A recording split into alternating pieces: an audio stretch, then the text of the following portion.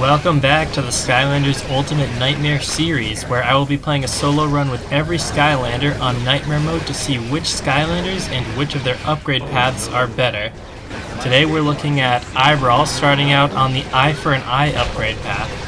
Upgrades here include the eyeball can now fly further and for a longer duration. When enemies are hit with eye lasers, eyes form around the point of impact, and while flying, you can bounce the eye on the ground to damage enemies. Interestingly, for that upgrade, the picture shows an eyeball exploding. Not really sure why that's the case. I guess maybe that's what the upgrade was going to do originally. And while we're on the topic of upgrades, the second upgrade that I read out, where eyeballs will spawn from the point of impact of the eye laser, it says in the description you have to hit an enemy for that to happen, but that is not true. You could just shoot the ground over and over and eyeballs will spawn. In fact, that is quite a big draw of this upgrade path. Being able to spawn eyeballs with that attack is quite good because the enemies will get distracted by your minions, and as we've seen in the Zook run, if the enemies attack your minions instead of you, that is really good. I also want to mention Brawl has two upgrades where it's debatably better to not buy the upgrades. Right there you could see Brawl lean forward instead of punching. I was trying to punch, I was pressing that button, but Brawl was actually trying to perform a soul gem move where you hold the punch button to charge up a big eyeball cannon and it will shoot out. That attack isn't fantastic, it does give you a ranged option at least. However, most of the time I'm gonna end up performing that by accident instead of actual punches. Also, a quick note, the eyeball lasers can shoot through walls. The other one you might want to skip is headless, not helpless. While flying the eyeball, the headless body will continuously punch.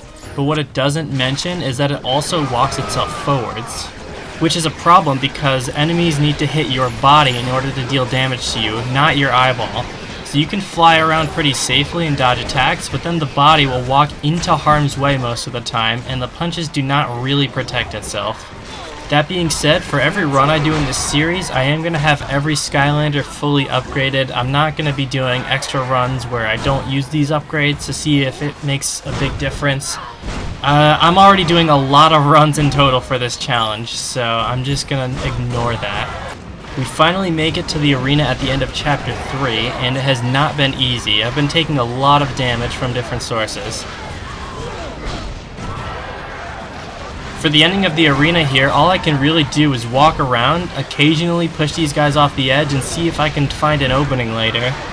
After a very long time, I'm at really low health and all the enemies are almost gone, but Brock walks onto the furnace and dies.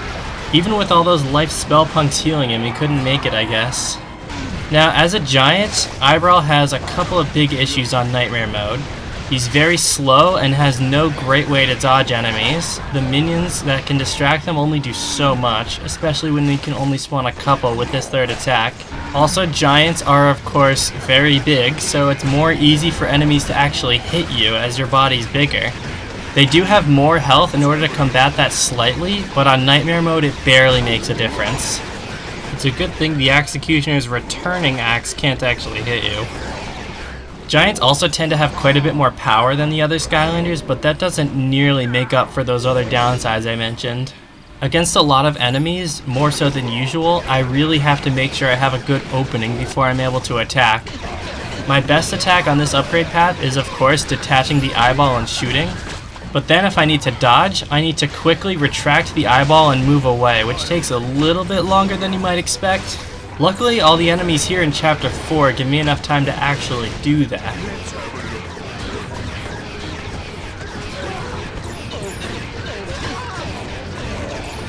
Starting at Chapter 5 though, I have to fight these enemies on the ice, so I really don't have that liberty.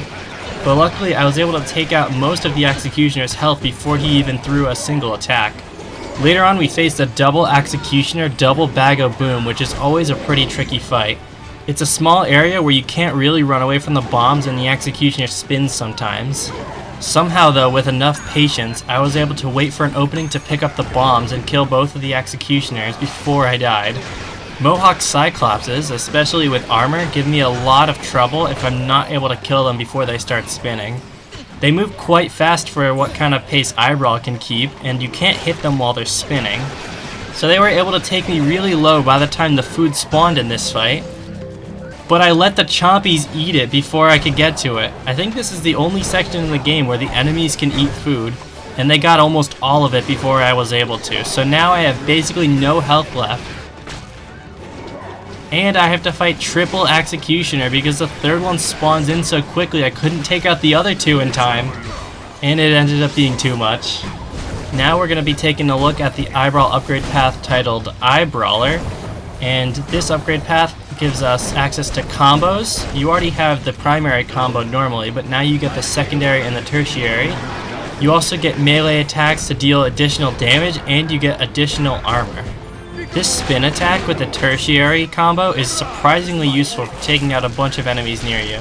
And the summon eyeballs can actually block the Bark Demon's attack, meaning I have a pretty good answer against this guy. And somehow he hits himself here? I think that's what happened? I'm not entirely sure. I guess the eyeball caused his tree attack to come up really close next to him and it still hit him. Didn't know that can happen. Later on down the level, I had quite a tough time taking out all these Dro Lance Masters at once. There's just so many of them, and without being able to spawn minions with my eyeball attack, I can't really get enough quickly enough. Without quick access to minions, I don't really know what my best course of action is for taking out enemies. You can try punching them with the increased damage you get on this upgrade path, and the punches also knock enemies back, but it's usually not enough to avoid their incoming attacks.